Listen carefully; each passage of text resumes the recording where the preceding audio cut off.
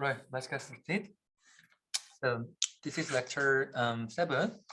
So today we will start the self-supervised referential learning.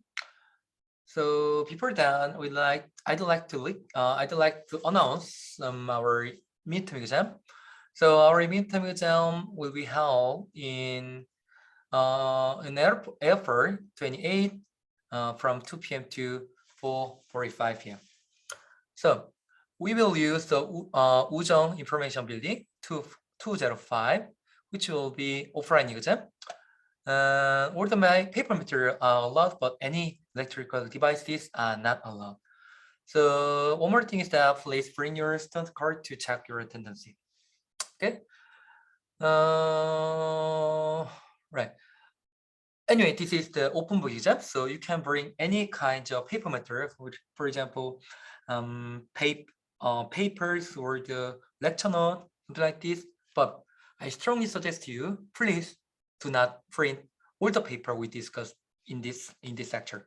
I mean, you can read any hold the paper during the midterm exam. So please do not hold the paper. Just summarize with your word and then just bring them. Okay. Yeah, this is a midterm exam. Any question on midterm exam? 자, 이거 중요하니까 우리 한국말로 한 번만 더 리캡할게요. 우리 말했던 것처럼 4월 28일 2시부터 4시 45분 우리 원래 수업 시간에 볼 예정입니다. 우정관 205호에서 오프라인으로 볼 예정이고요. 페이퍼 매터리얼 모두 다 가능합니다. 단 electrical devices like iPad is not allowed. 그렇죠? 그래서 electrical devices are not allowed니까 여러분들 이거 알아주시고 스턴트 카드 가져오시면 됩니다. 자, 저희 수업 같은 경우는 시험 같은 경우는 오픈북이라서 이제 여러분들이 거의 우리 논문을 다루죠. 그래서 이제 논문들을 가져와도 되는데 뭐 어떤 친구들은 막 논문을 진짜 거의 한 5, 60개를 다 뽑아온 친구들이 있어요. 내가 항상 그러지 말라 그러는데 매 학기 있어요. 그 친구들이 그걸 다 보는 걸 본 적도 없어요. 자, 절대 연구실에 있는 뭐죠? 여러분들의 자산인 프린트 혹사시키지 말고 뭐 중요한 프린트 몇 개 가져와도 돼요. 중요한 페이퍼 몇 개 가져와도 되는데 여러분들의 언어로 여러분들의 단어로 좀 정리를 해서 가져와요. 그렇죠? 여러분 아마 논문 가져와서 거기서 읽는다고 생각하면은 아마 절대 그럴 시간도 안 될 거고요. 알겠죠? 네. 그렇게 준비하시면 됩니다. 알겠죠? Any question on midterm exam? No? Okay. And the question. Okay. So the question is, should we write the answer in English or Korean?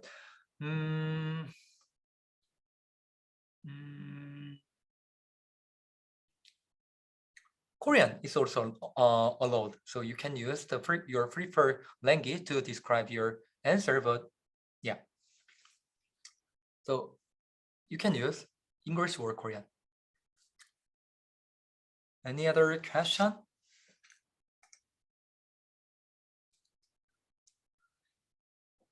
No? All right. So today we will start the self-supervised referential learning. Maybe we will continue this topic by next week. So today we will finish until self-supervised learning in Vision Transformer, and then we will see few student paper. Then we will continue next week, maybe next week, the remaining part, something like self-supervised learning in Transformer or the dense contrastive learning, something like this. Okay, right. So, is there anyone who first heard about the self-supervised learning or the self-supervised referential learning? Anyone? Maybe all of you already heard about self-supervised learning.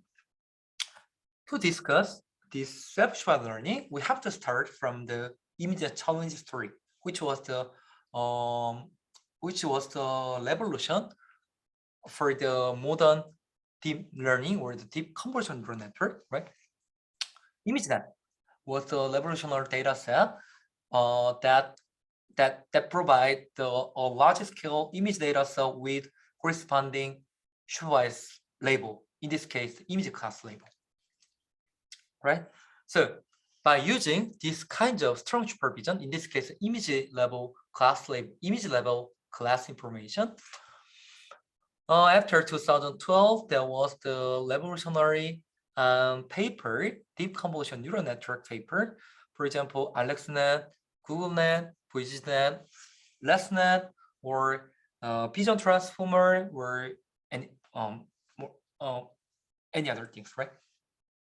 So this kind of strong supervision with, I mean the large scale training data with a strong supervision initiate modern deep learning revolution, right?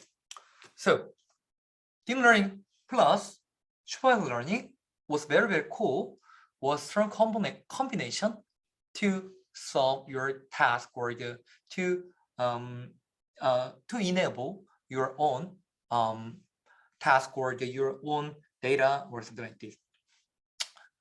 And transfer learning with the supervisory training features was another de facto standard to use the feature, right? So features from the network trained on the ImageNet can be used for the other visual tasks, for example, detection, segmentation, action recognition, or the fine-grained image recognition. So for example, okay, so if we go back to the if we go back to our detection or segmentation part, we just discussed. Okay, so to train your own detector or segmentator, we just use pre-trained, I mean the ImageNet pre-trained features as a initial network parameter instead of the randomly initialized or the scratch values. So this kind of technique was a de facto standard. But as you know, achieving this supervised signal is very, very challenging, right? It's very, very labor intensive. In fact, image level class annotation, it's a relatively simple, right? But what about segmentation map or other advanced task? It's going to be really challenging, right? And in addition to the data acquisition or annotation challenge, the reference learning perspective provides the additional reason to look for alternative or complementary solution for supervised learning technique. So here's examples of limitations for the limitation that use the strong supervision. Right. So let's assume that we use the ImageNet data with a strong ImageNet class label. And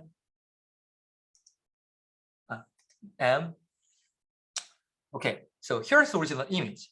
And this is a textualized samples where you can just shuffle the text information to distort the shape information. And on authors from this paper, just to measure the image class probability, I mean the class accuracy for this original image and textualized sample. Interestingly, even though we just shuffled this textual sample, the accuracy was exactly the same, almost exactly the same. In another case, okay, here is a textual image where the network just to answer this is Indian elephant, and this is content image.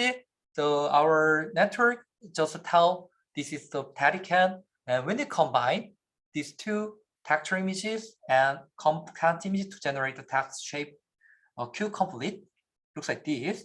Our network say that this is Indian elephant, even though it has the cat shape.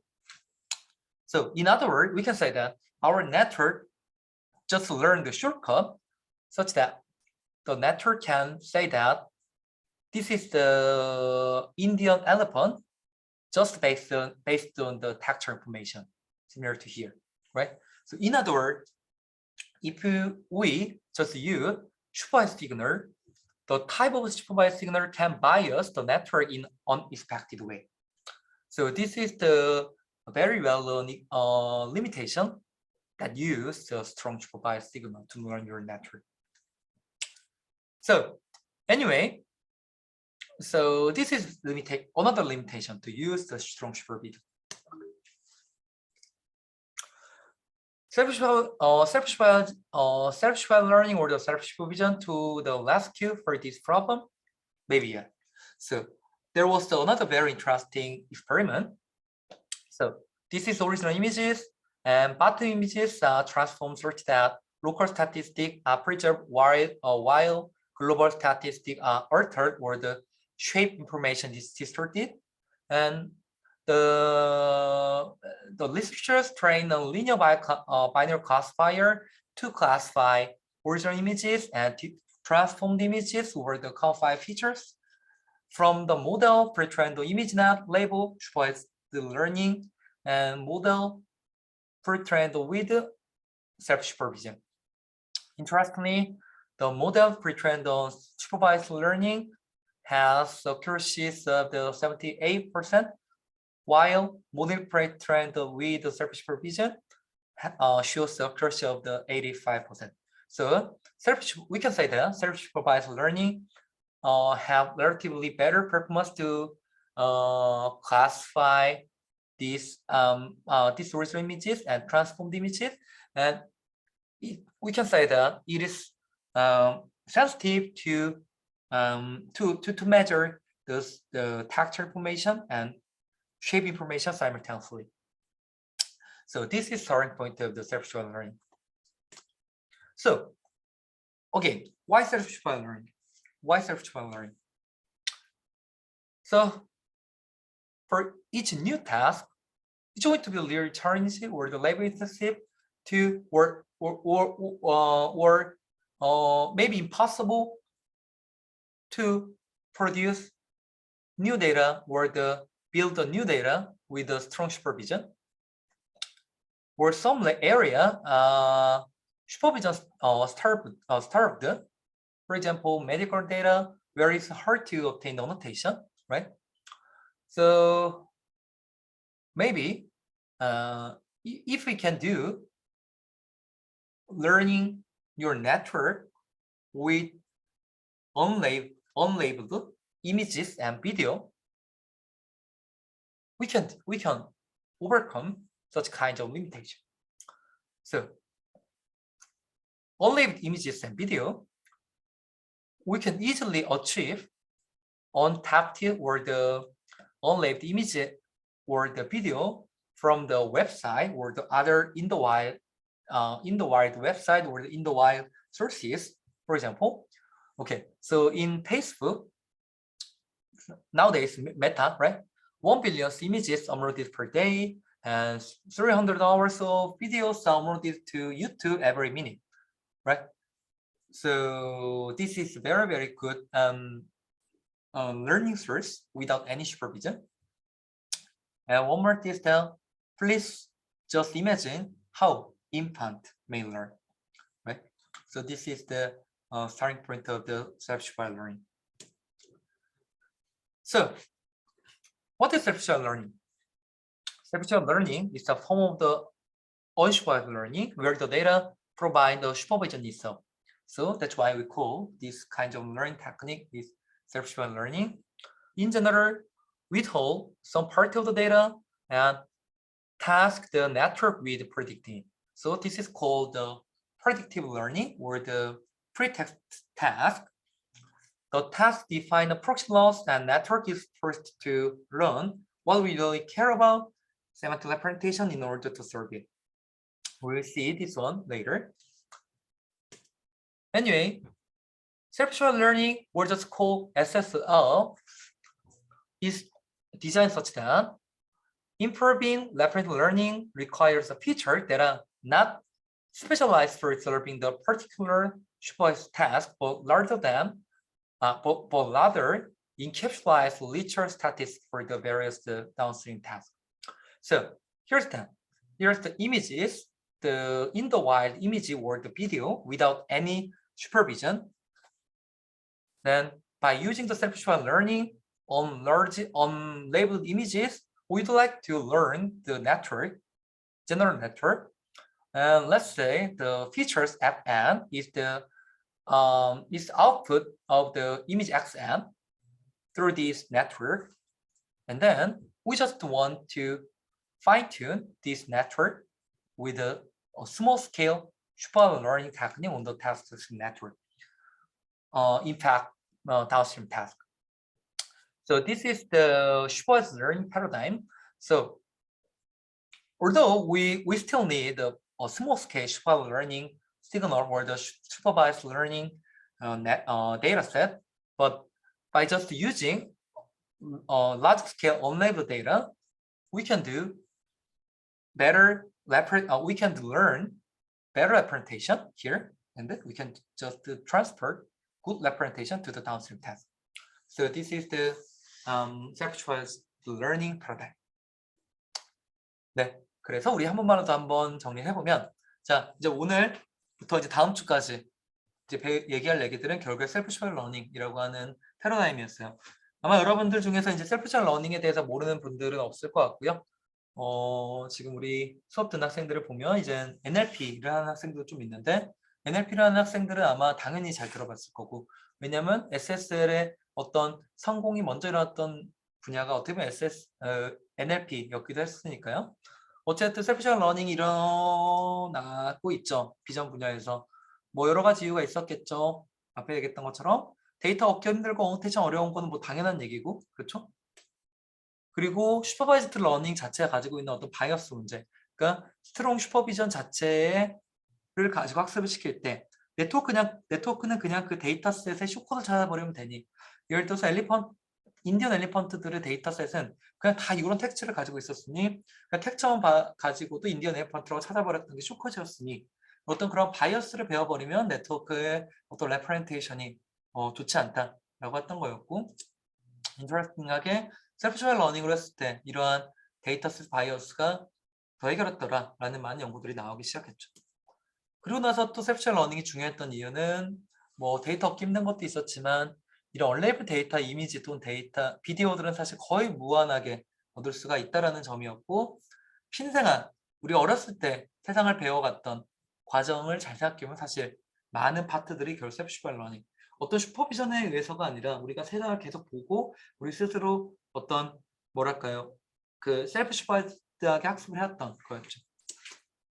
그래서 셀프-슈퍼바이즈드 러닝의 큰 패러다임은 우리가 라지 스케일의 데이터만을 가지고 네트워크를 학습을 시켜서, 물론 우리가 원하고자 하는 태스크에는 슈퍼바이즈 시그널로 파인튜닝 해야겠지만, 이렇게 라지 스케일의 트레이닝 데이터만을 가지고 충분히 좋은 레프렌테이션을 배워서 트랜스퍼 하자라고 하는 게 현대에서 말하는 self-supervised learning 또는 self-supervised reference learning의 어떤 패러다임이겠죠. 그렇죠? More specifically, the self-supervised learning pipelines look like this. So, in stage 1, we train the network on the pretext task without any supervision, without any human labels. For example, in this case, they use the rotation pretext task. We'll discuss this one later. But here, okay, so we have images, and we just rotate these images as one of the angles. For example, like the 0 degree, 19 degree, 90 degree, something like this, and the network can predict the rotation that is applied to the original images, and then the network is trained to estimate the rotate. Then we can train the network without any human labels. So this is the pre-training stage, one of the pre-training stages. And in stage 2, we train a classifier on the learned features here, while this network is fixed for the new task with a few labels. So we use additional linear layer to train the network tailored for this data. So this is stage 2. This is just a transfer stage. So this is one of the paradigm or pipeline to use to self-learning. Or we can fine-tune the network for the new task with a P label. So in this case, we can start this backbone network with a self-supervised leaf rate trend network, and then fine-tune with a downstream task, for example, object detection or the semantic segmentation. Is this actually useful in practice? Maybe yes, right? So the deep learning, the starting point of deep learning was just a performance, right? So good performance drive the deep learning evolution or the deep learning success, right? So to use the self-supervised learning, we have to achieve better performance comparing to supervised learning.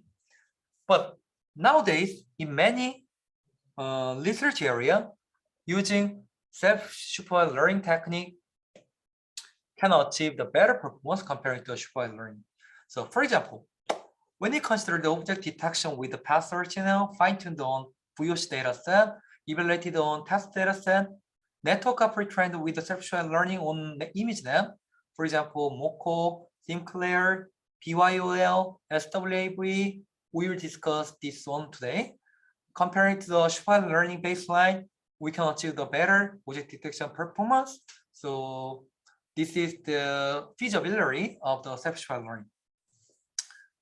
Anyway, self-supervised learning method starting to perform the supervised learning method in many task or approaches. This is a key milestone for the self-supervised learning method as they are finally showing that they are effective to complex downstream tasks. So yeah.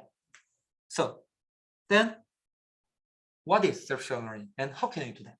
How can I solve or how can I implement self-supervised learning? In general, self-supervised learning is predictive learning. I mean, the modern self-supervised learning or SSL is predictive learning. For example,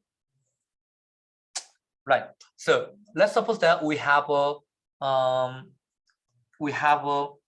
full data. For example, this tensor. Let's suppose that each this axis maybe this maxim is going to be the time or the space or the how to say other dimensionality. So let's suppose that this is just time or the word in NLP or the space in vision. Anyway, so this full data set to implement self-supervised learning, we can just erase some part of the data, maybe here or here intermediate part or both of them looks like this. And then by just use this visible data, maybe this data can be the context information. The network is trained to predict this missing part like this or like this. So this is kind of predictive learning. So in this case, we didn't use any kind of human supervision, but to solve this pre-text task, the network should focus more this visual part. So where we can train the better representation that have ability to focus on the discriminated part of our data.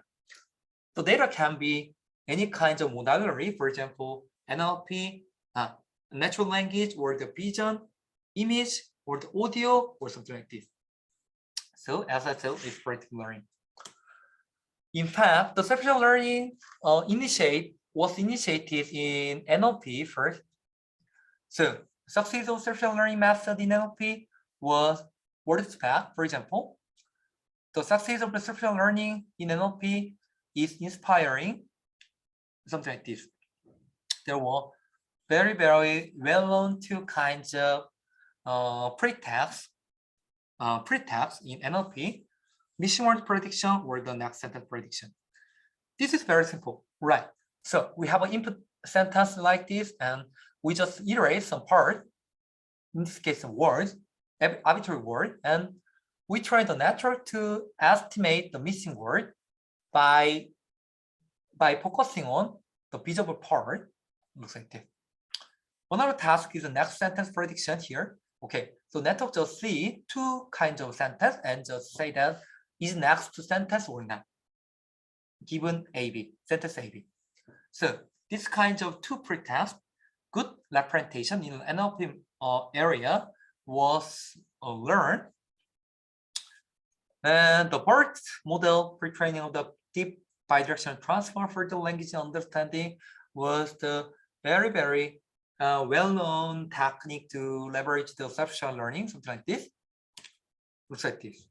So this is transformer, just a transformer. And in pre-training in BERT, they just use two kinds of pretext mask LM, so the word masking estimation and mask sentence AB, 그렇죠? Sentence prediction, and then they just fine-tune for the specific task, for example, like machine translation or the SQAD, NER, the MNLI, something like this.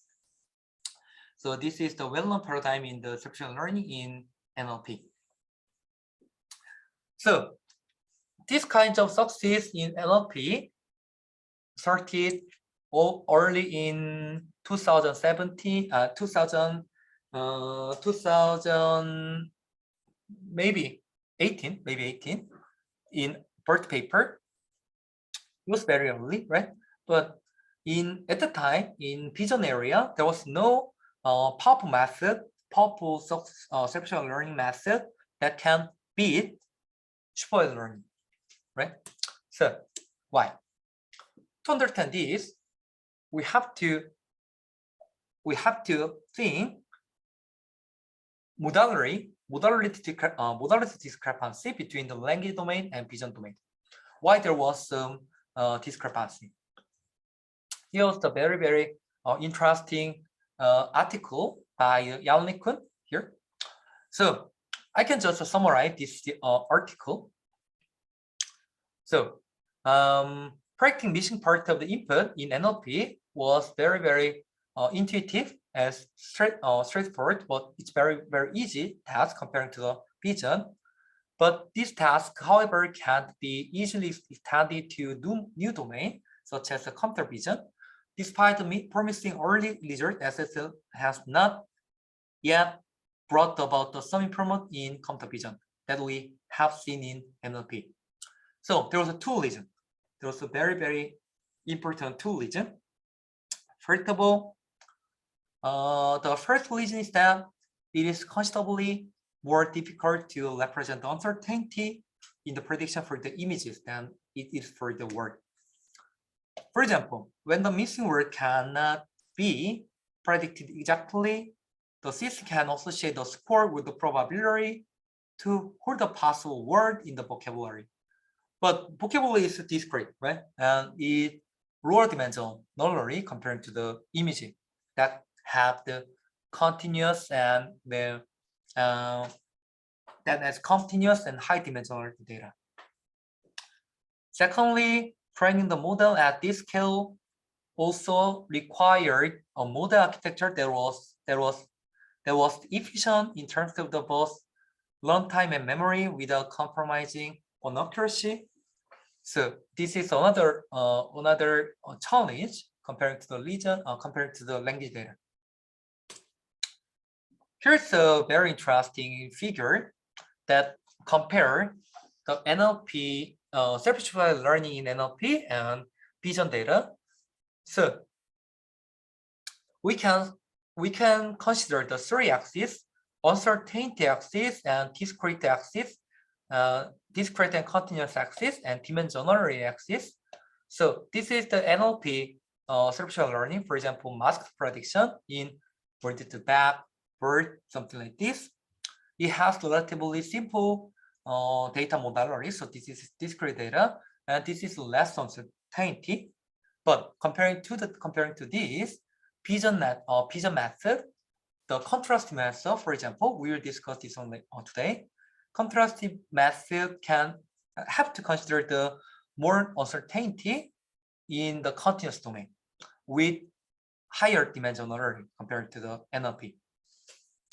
So this is more challenge. So that's why the contrast learning based conceptual learning started later compared to the NLP area. Interestingly, generative model, for example, Bayes autoencoder or the GAN, we discussed this one. We discussed this one last week, right? GAN is another conceptual learner, right? Okay, let's go back to the GAN. When training GAN, we did not use any kind of supervision. We just used image data, right?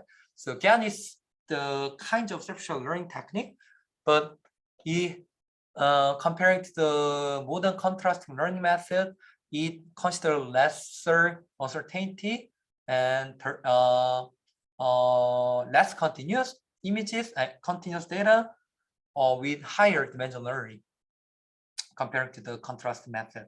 So today we will talk about this contrast method. In high level, contrast method is a discriminative method in vision domain. Anyway, in computer vision field, there was so many kinds of attempt to solve or to implement self-supervised learning technique.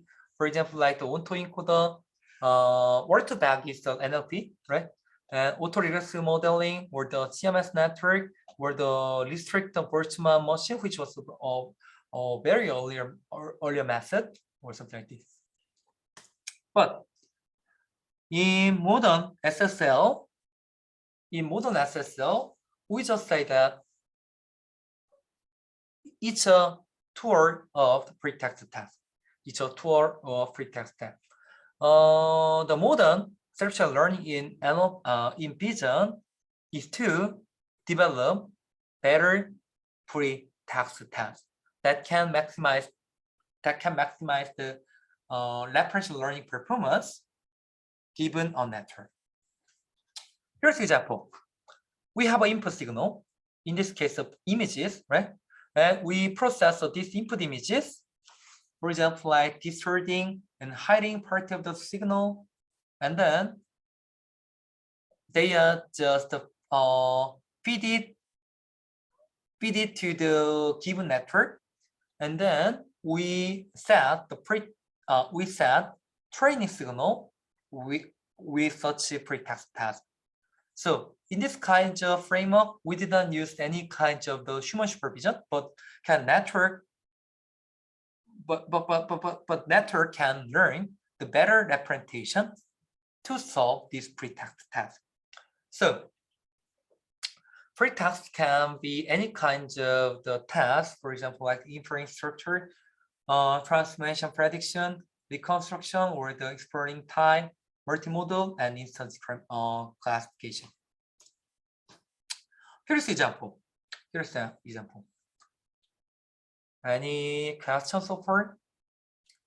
Junseong, could you explain why generative model has more dimensionality than contrastive model? I can follow the part. Yeah, it's very interesting. It's very important question, right? So, okay, I would like to show you this one first. Okay, so one of the very interesting pre-test task is a context encoder. I mean the masked modeling. So in this case, we just so this kind of technique related to the modern masked autoencoder or the masked image modeling technique. So in this case, we just want to model this some of the part of the given images, right? But when we consider the generative model, we have to generate the whole the images, right? Whole the image data. So we can say that the dimensional is much higher than and much larger than this context or the masked image modeling. So that's why generative model have more dimensionality compared to the modern contrastive method. Okay. Any question?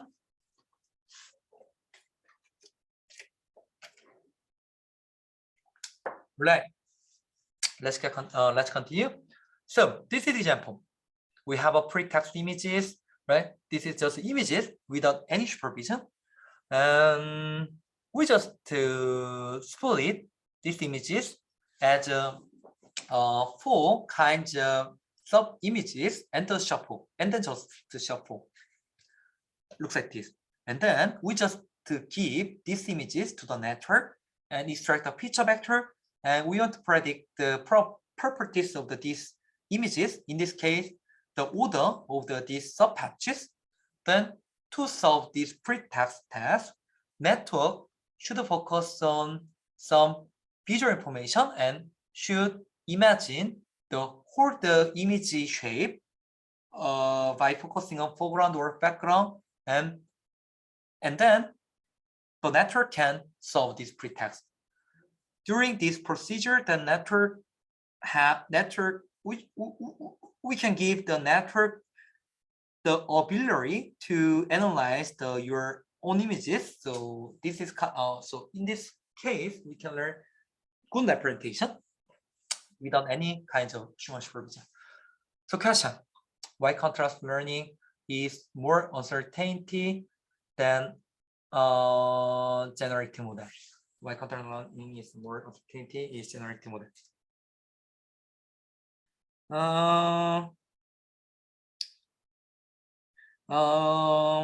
Like this. So in generative model, right? Okay, so in generative model, our target objective is relatively simple. It's just like the min-max game with the adversarial learning. I mean, for example, in GAN, it's very straightforward. Our main goal is to predict images given an image. But comparing to this, the modern contrast learning method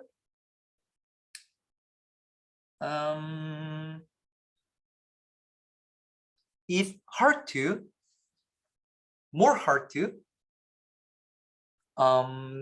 decide or develop the target objective compared to the GAN.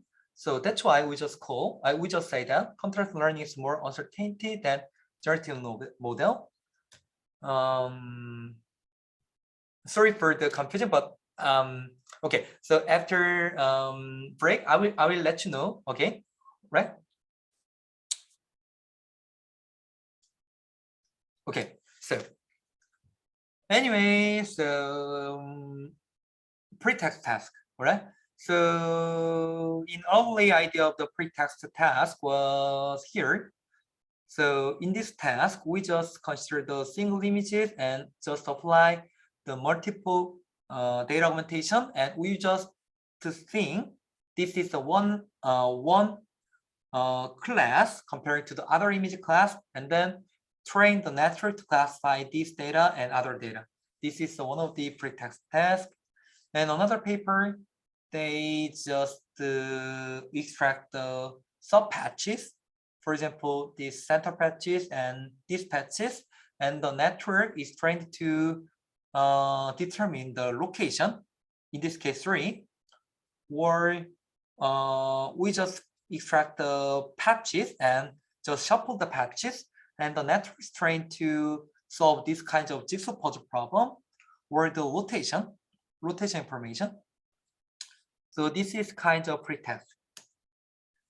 In another paper, we have color images. Then we can just remove color information as grayscale images, and network is trained to predict the color information from these grayscale images, or we just make a large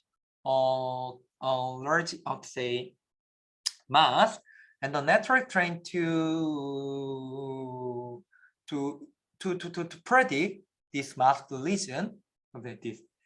So this kind of pretext task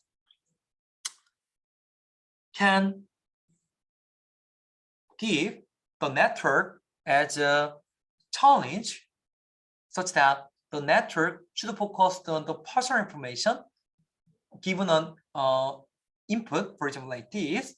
Then network can maximize the ability to focus on the partial information. So this is the kind of pretext task. Well, at the time, this kind of paper was interesting, but the performance was not enough. Performance was limited compared to supervised learning technique. So at the time, the main research direction in computer vision was focusing on supervised learning. But contrast learning, after contrastive learning, this is the topic, everything's changed. So using contrast learning within a self-supervised learning fashion, nowadays we can beat supervised learning technique. So this is just contrast learning. So what is contrast learning, right? So it's very, very simple. Okay, we have a query images and the query data, and let's suppose that we have a positive data and negative data, right? The objective of contrast learning is to make query feature and positive feature similar, while query feature or negative feature dissimilar. This is kind of matrix learning, metering learning. Something like this. For example, right? So let's suppose that we can use information loss to train such a feature vector. Let's suppose that query vector is fi, positive vector fj, and negative vector fk respectively. So this kind of loss function can maximize similarity between fi and fj while minimize similarity between fi and fk with this kind of loss function. So this is just contrast learning or contrast loss. By using this contrast learning technique, nowadays we can train our network in a self-supervised manner, which was very, very powerful comparing to the previous pre-test task. That's why this contrast learning direction is the mainstream in self-supervised learning in vision task. 그래서 이제 컨트라스트 러닝에 대해서 얘기를 하고 있었고, 뭐 많은 프리텍스트 태스크들이 이제 나왔겠죠. 비전에서도 뭐 본인들이 정의하는 프리텍스트 태스크를 썼을 때 가당성이 잘 나올 거다는 많은 연구들이 나왔지만, 뭐 이 당시까지만 해도 큰 각광을 받지 못했던 이유는 결국에 성능이죠. 그렇죠? 우리가 딥러닝을 얘기하려면 결국엔 성능이에요. 성능이 나오지 못하면 딥러닝을 얘기할 수 없죠. 그렇죠? 근데 이 당시까지만 해도 이러한 성능이 셀프 러닝, 그러니까 슈퍼 러닝 성능에 미치지 못했기 때문이었고, 현대 가장 널리 알려져 있는 컨트라스트 러닝이라고 하는 기법이 결국에 최근에 현대 셀프 러닝의 어떤 메인 스트림을 차지하고 있는데, 그 이유가 뭐냐? 결국 성능이었기 때문이죠. 뭐냐?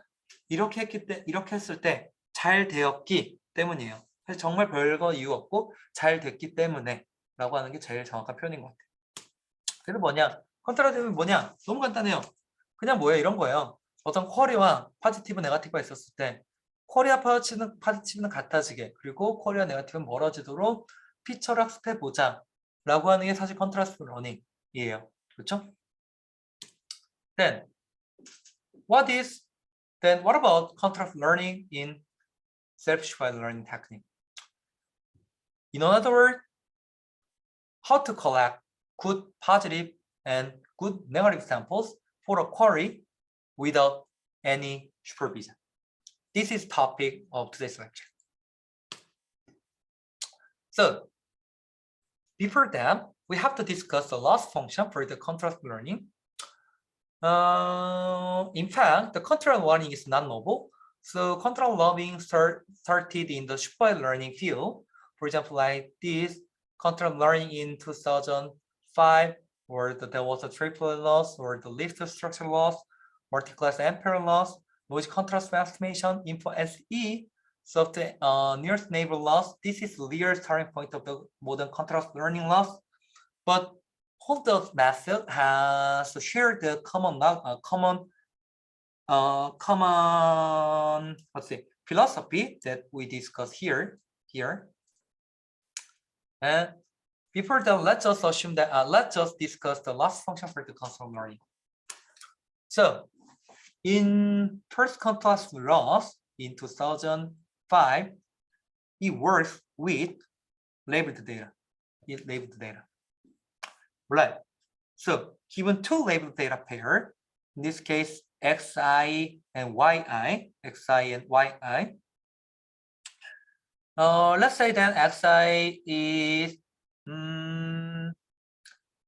for example, let's suppose that xi is images and xj is another images, and yi is the label, yj is another label. And then if yi and yj is similar or the same, xi and xi should be similar or vice versa. So loss function was defined like this. So for yi and yj are equal, the feature vector from xi and sj should be similar, while maximize otherwise. So it was a very simple contrast loss, and it can be extended to triplet loss, where we learn to minimize distance between the anchor x and positive x plus, and maximize the distance between the anchor x and negative or minus at the same time. So given a triplet input, x and x plus and x negative, the triplet loss display looks like this. By minimizing this loss, the similarity between fx and fx plus is reduced, maximized, while similarity between fx and fx minus is minimized. So let's suppose that people are learning, so in feature manifold, anchor and positive and negative right here. But after learning with a triple loss, the similarity between anchor and positive right here, anchor and negative should be looks like this. So this was the triple loss in material learning. And there was another loss, n-pair loss. So in this case, we just assume the one positive, but n-1 negative sample, not a single negative, but in this paper, they just assume larger than 1. So n-1 negative samples here, and extend previous triplet loss as an n-pair loss, looks like this. This kind of loss is very, very simple. This is a negative law, and this is a probability. Probability is defined like the similarity between query and positive and over similarity between query positive plus query and negative, looks like this. So this is n-pair loss. 저는 캐스찬. The intraplet loss is anchor update. You mean the anchor feature, right? Yes, anchor feature should be updated simultaneously. And then this kind of paper is extended. No, it's not extended. This is another direction. So in 2010, there was a noise contrast estimation. This is called NCE. NCE learns the logic regression to tell about the target data from the noise. Given target sample distribution P and noise distribution Q, the logic,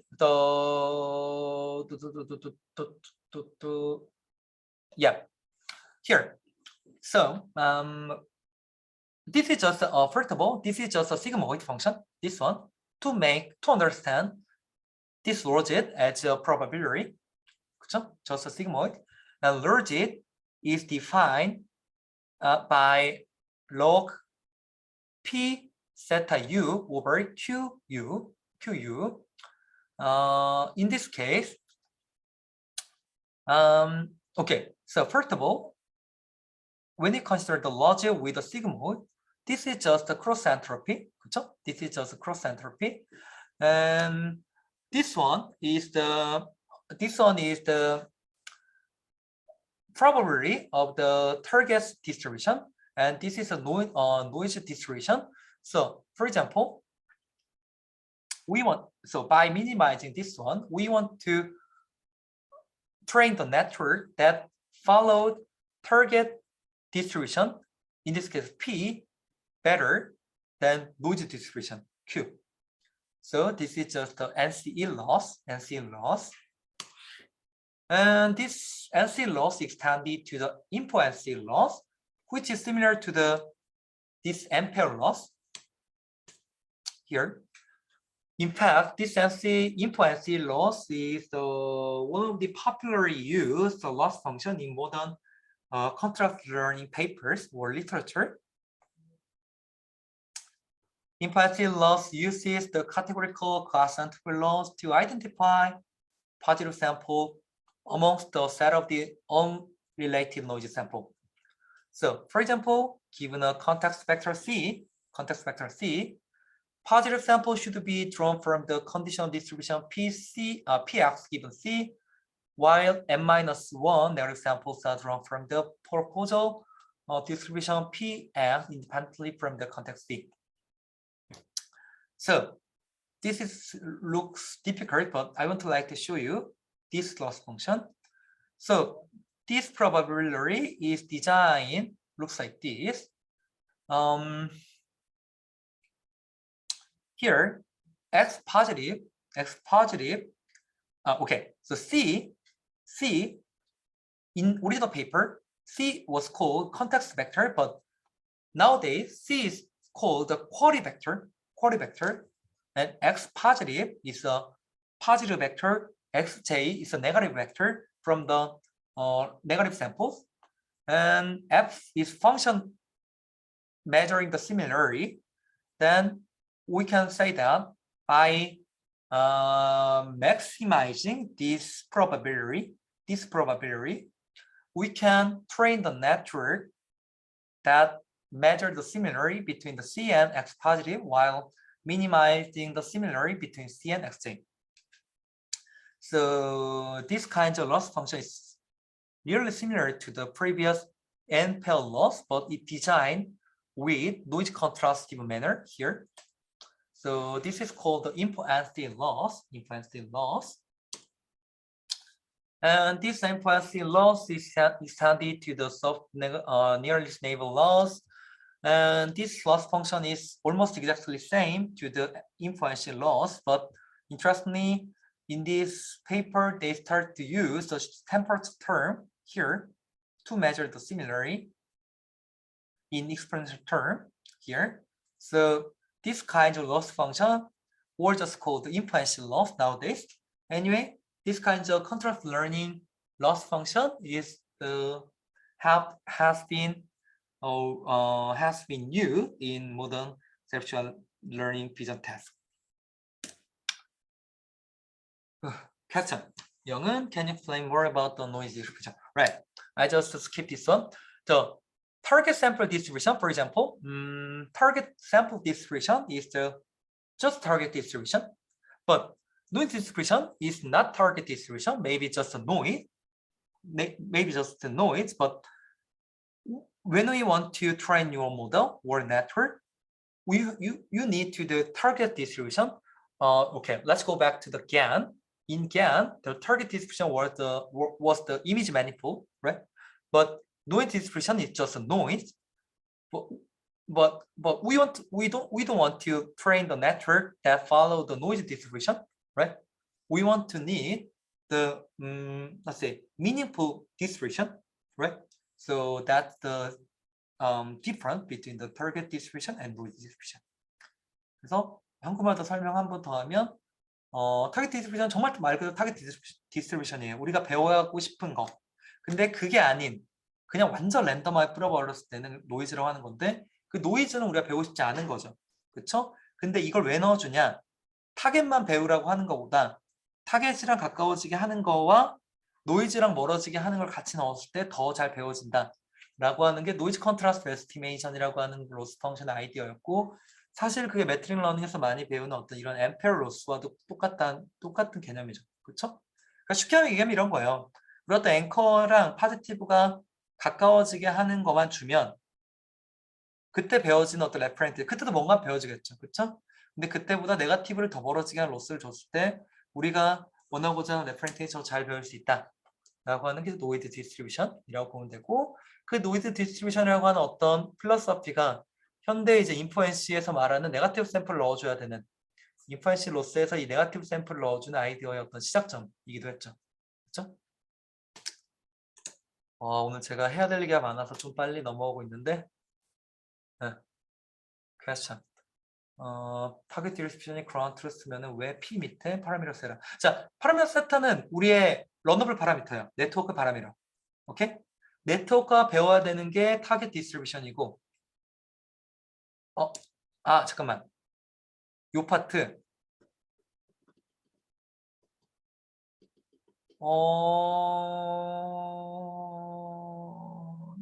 잠깐만. 요게 네트워크 잠깐 파라미터가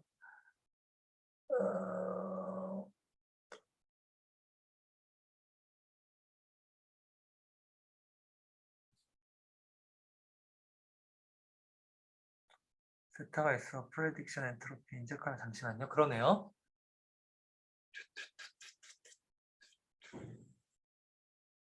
프레딕션 엔트로피가 아닌 것 같고, 프레딕션 엔트로피가 아닌 것 같고, P 세타 U 안에 P 세타 U라는 거를 계산할 때 네트워크의 아웃풋과 타겟 디스트리뷰션의 시밀러리티를 같이 고려해서 P 세타 U로 쓴 것 같아요.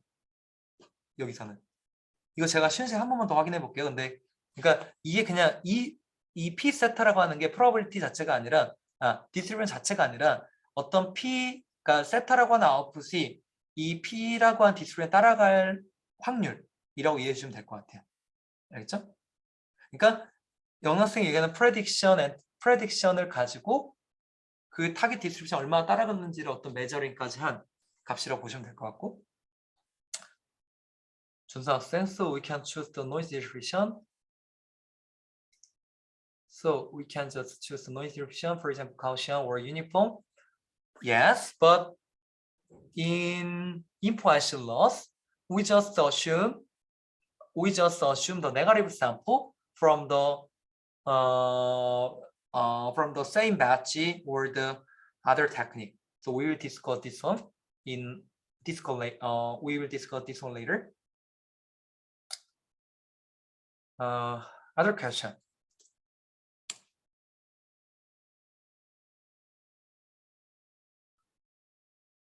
No? Right. So okay, so what time? Right. So let's take a 10-minute break and let's go back to contrast flow. Okay. 우리 30분까지 쉬었다가 다시 시작하도록 합시다.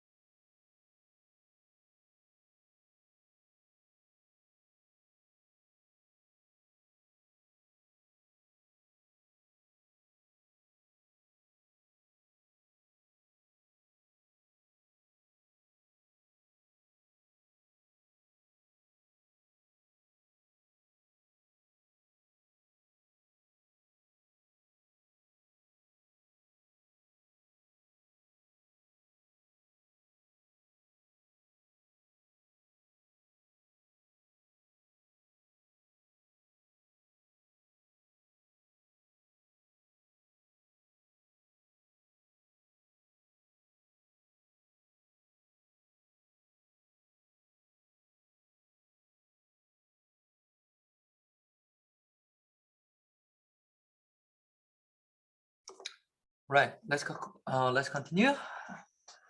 So for the previous question about the modeling the uncertainty in prediction model. So comparing to the generative model, contrasting method have more uncertainty in this figure. So there was no specific description for this, but in my opinion, the representing uncertainty in the prediction by contrast method it is more difficult than the generative model in general. Maybe generative model is just estimate images, 그렇죠? Just generate images, but contrast method is it's not just modeling the images, but there are many kinds of the pretext tasks. So in general, in contrast learning, uncertainty estimation is much more challenging comparing to the generative model, I think. Right? Yep. Any other question? No? Right? So one more thing is that the key component in matrix learning is related to the negative sample. 정은 학생 질문. Uncertainty here is like the task difficulty. It's not a task difficulty, but okay. So the model's uncertainty. So for example, so when you consider the word prediction, so word is just a discrete, right? Because the word are from the discrete discrete dictionary, so we can easily represent the uncertainty of each predicted word. But compared to this, when we estimate images, it's going to be hard. Okay, so right, you exactly right. So it's related to difficult. So it's going to be difficult to model the uncertainty of our estimation or the model's estimation. Right. Right. One more thing is that the metric learning, the considering the good negative is the key ingredient to learn the better network. So it's called the hard negative mining. We have seen in implicit loss that more negative lead to the improved representation in previous paper. That is not a separate learning task. So bridging these two views can lead to a better understanding of the concept of learning to transferring know-how from the metric learning. So in listen literature, influence is the most popular and support the best performing loss for the contrast exceptional learning. So influences was not a novel. So from the many metric learning papers or literature, we have so many know-how, so we can use that. That can be used in many exceptional learning. So negative sampling was one of them. First of all, when it consider the contrast learning based on the influential laws, multiple work have observed that influence of negative samples and proposed different heuristic to increase their number. So as you can see here, when we enlarge the number of negative in contrastive laws, the performance improved gradually. Looks like this. In another example here, influential laws might not work at all down from the certain number of negative. So when it comes to the some contrast laws, and when we enlarge the negative samples in contrast laws, when we consider the negative samples look like this in the log domain, after certain number of negative sample, we can achieve the stable performance. But with a small negative sample, the performance is dropped drastically. Looks like this. So in other words, we need large enough negative sample to achieve better performance. This is main research direction in conceptual learning. Anyway, the modern conceptual learning based on contrast learning was started with Sinclair, the simple framework for the contrast learning of the visual representation. So, okay, let's go back to our previous slide. So the main research direction was how to set good positive and good negative, right? So in this paper, they just use a simple idea that maximizing the agreement of the representations under the data augmentation for synthetically generating positive. Here's the idea. For the query or the given images, we just apply two different kinds of augmentation and generate a two view. In this case, we just call two view. Then extract a picture vector or representation, HI or HJ, or the ZI or ZJ. Then maximize agreement between two representation. And in this framework, we can easily consider the negative samples from the other images, right? So from here, we achieve positive sample and negative sample without any human supervision. So this is conceptual learning method. So with these samples, we can learn the network to minimize the contrast loss. For example, influential loss, then we can achieve the best performance. So any kind of data augmentations can be used. For example, grab and listen, color jittering, or the rotation, or cutout, blur, something like this. Right. Let's draw the Sinclair in high level manner. Right. So let's suppose that you have 4 kinds of images in one mini batches. And you can make two kinds of the augmented images, two view. So here is the one view, here is another view. With the network, this is a target network. We can extract a picture vector, 4 kinds of picture vector for this view and another views here. And we can set contrast loss for positive and negative. So this blue feature can be the one positive and remaining feature vector can be the negative part for a negative sample for these core images, vice versa, right? So as you can see in previous contrast learning literature, here, large enough negative samples are required. So this kind of Sinclair paper likely saw large mini batch size. For example, 16382 negative from the batch of 81982 to ensure the plenty of the negative. So to achieve the enough performance, which is similar to the super learning, we require the large enough negative sample, for example, like this. Maybe most of you, impossible to implement such kinds of large scale batch size, right? Due to the lack of GPU, right? So the pros was that we can consider lots of negative within the mini batch, large mini batch. But cons was that you require lots of GPU and TPU. So that's why this paper was written by the Google, right? Because we don't have enough GPU to train such kinds of network.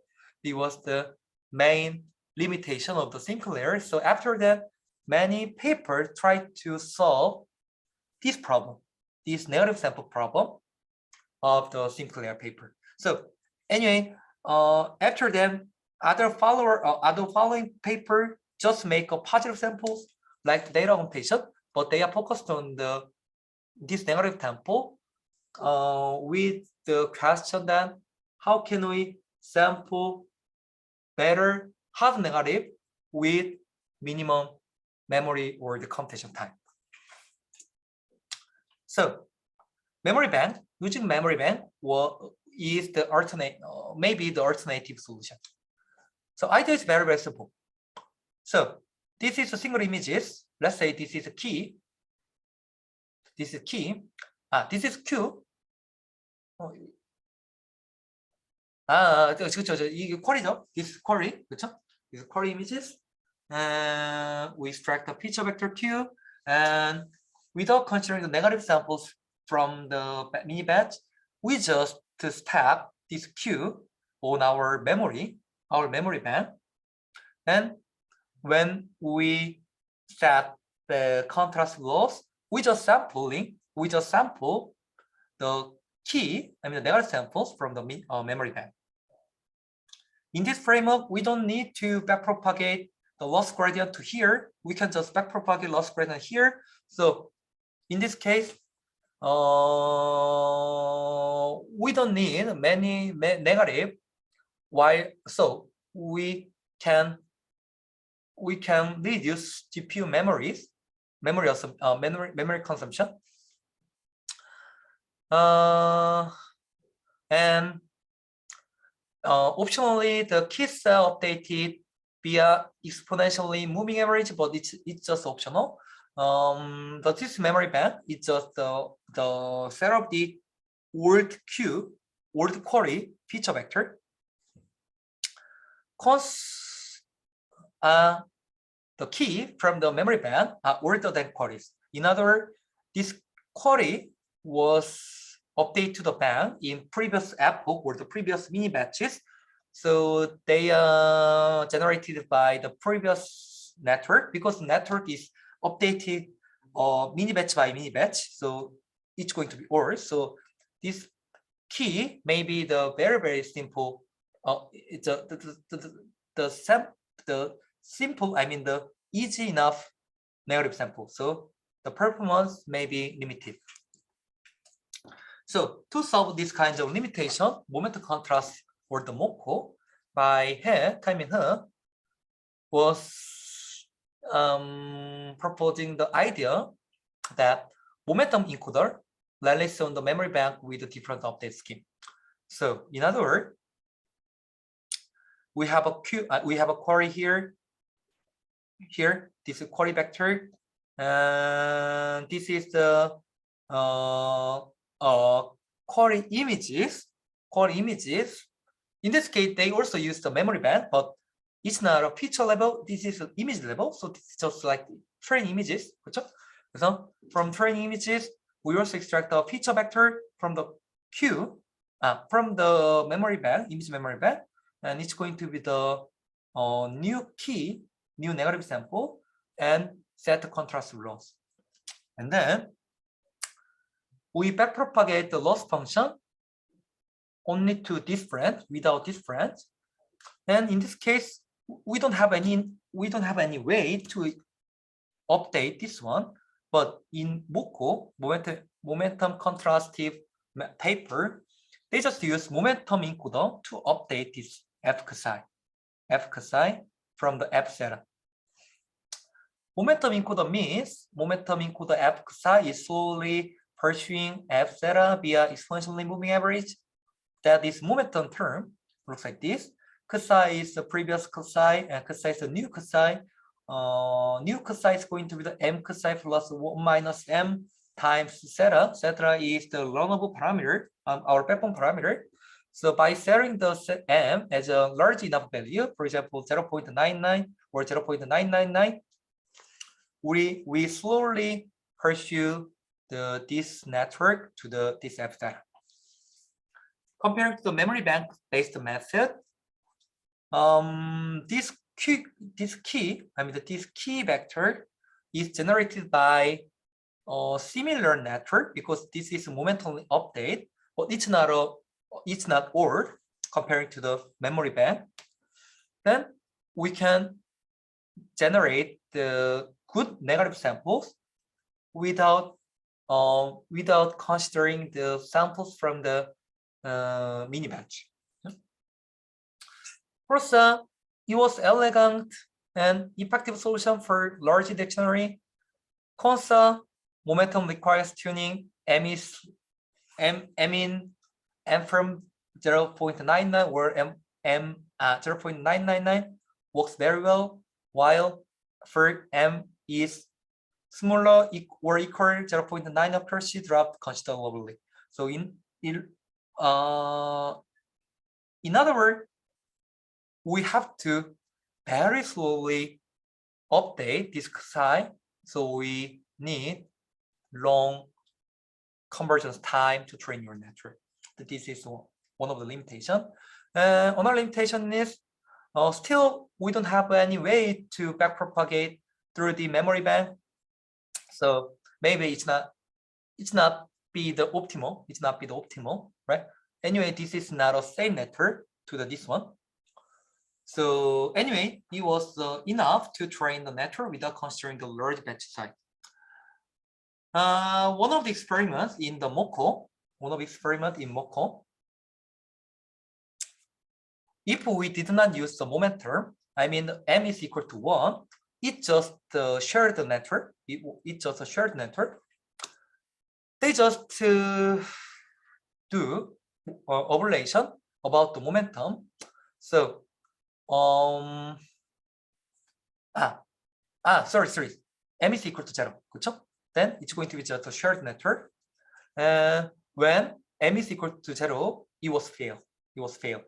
So it performs reasonably well when m is in 0.99 or 0.999, showing that slowly progressing key encoder is significant feature. When m is too small, accuracy drops considerably. At the extreme case of no momentum, m is equal to 0, train loss oscillated phase converging.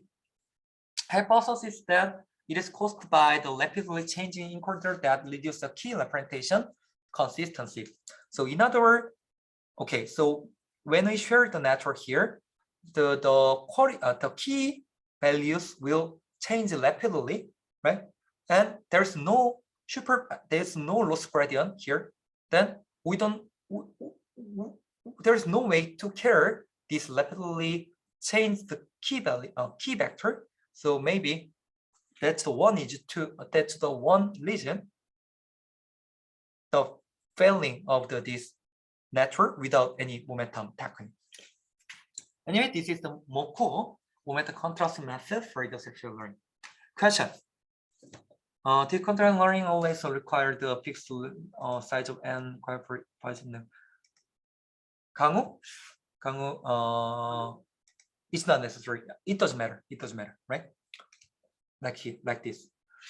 정은, I'm not sure why do we need a large batch size in simpler. I first thought the large number samples we increase the denominator too much, making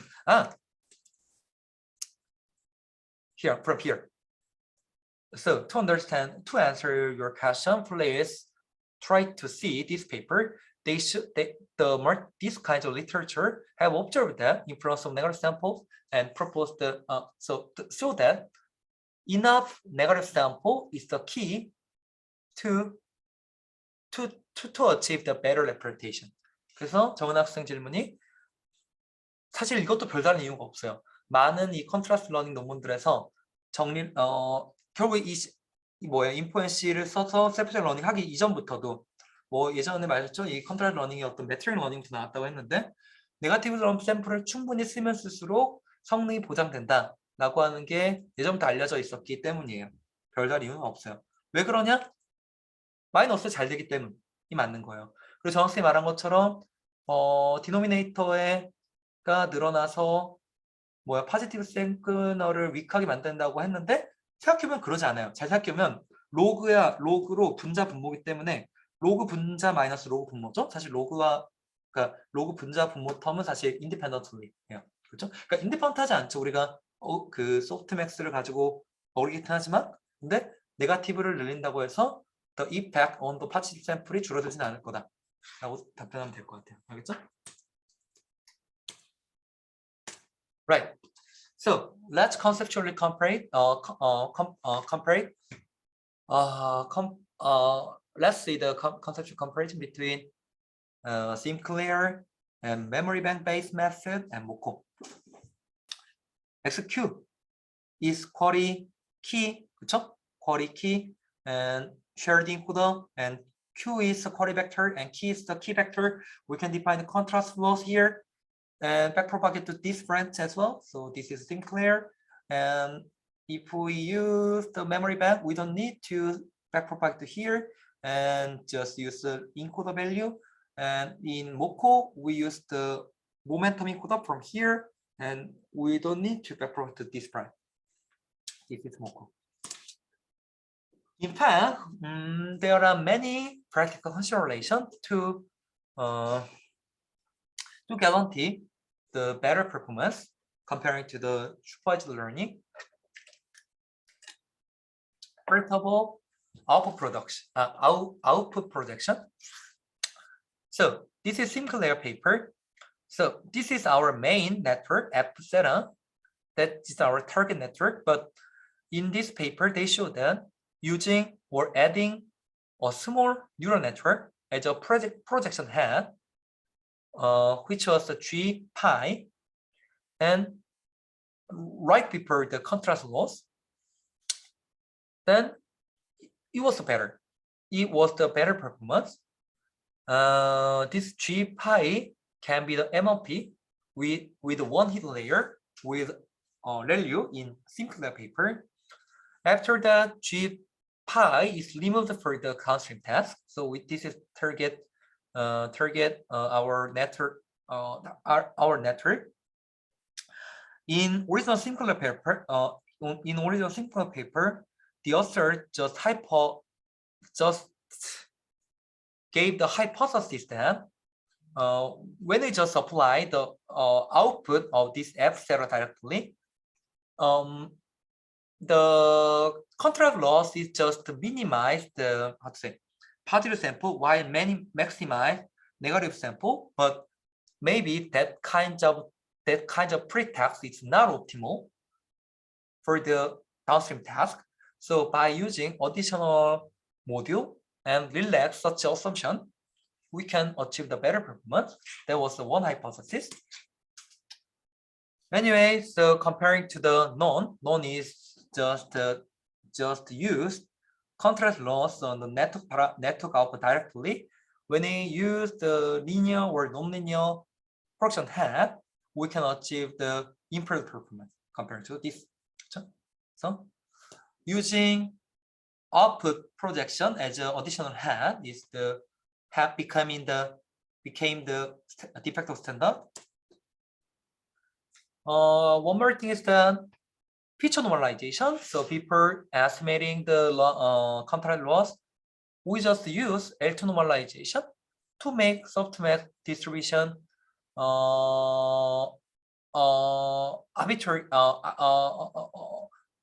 arbitrary shape by simply scaling all the features, and temperature scaling is the very important hyperparameter.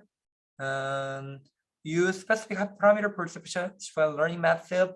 Larger learning rate or the trainable batch normalization layer is another topic in the practical consideration.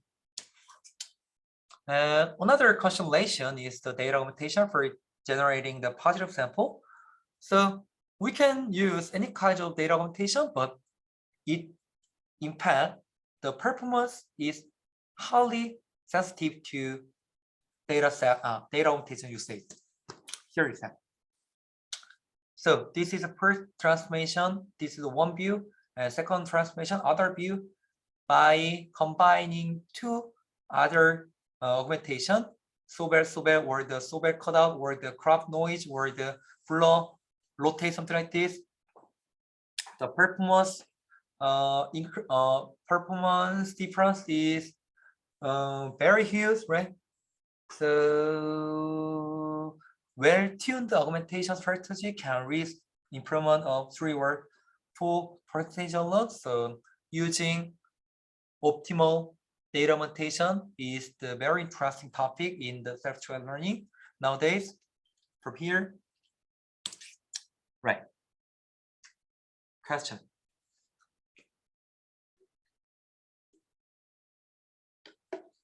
Question? No? All right. Why is cropping the highest? Here. Cropping is highest. Where? cropping here?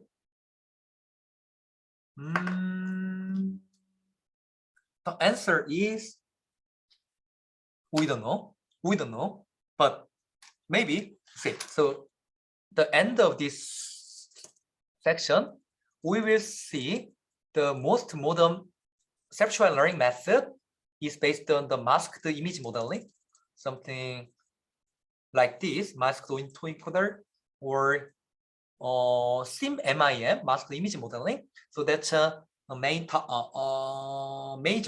conceptual learning nowadays. So this is kind of one of the kinds of the cropping, right? So we don't know exactly, but we can just hypothesize that cropping is very powerful augmentation method for learning backbone network, but we don't know, right?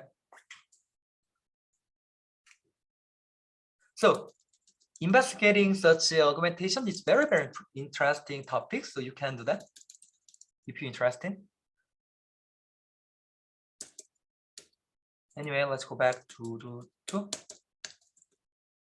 here.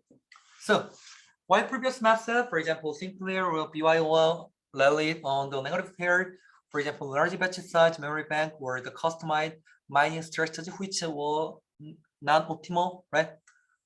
BYOL bootstrap your own latent for the first time achieved a new state of art without any negative sample. Without any negative sample. How? BYOL used a two neural network referred to as one online and target network that interact and learn from each other. It iteratively bootstrap the offer of the network to serve as a target for the in-state representation. Looks like this. So this is a BYOS architecture. It looks difficult, but it's exactly the same to the previous network. So here's our image, and T and T prime is the augmentation task.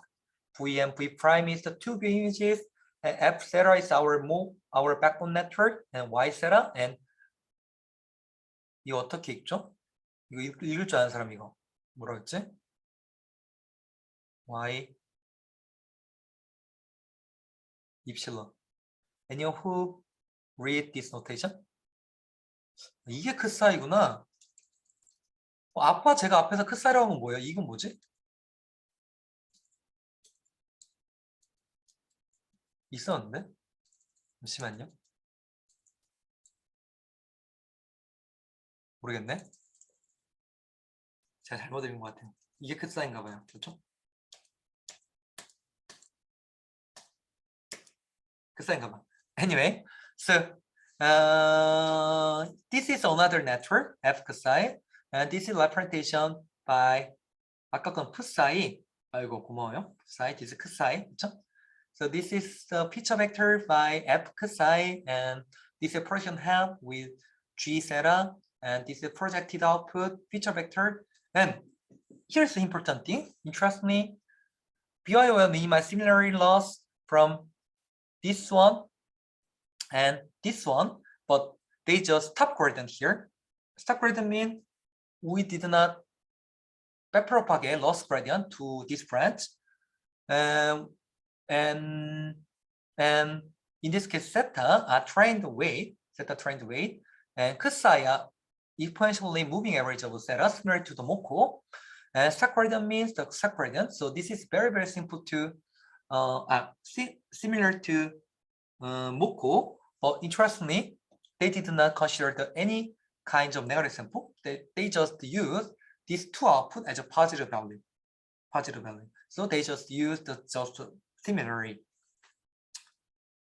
At the end of the training, everything but F theta is discarded, and Y theta, this one, is used as an image representation. Let me show you detail. Our main optimizer target is theta. This is our main network, and psi is a moving average similar to the Moko. And compared to the Moko, we didn't use this output as a negative, but we just use this output as just a positive sample. So interestingly, this paper is it's not a contrast learning-based method anymore.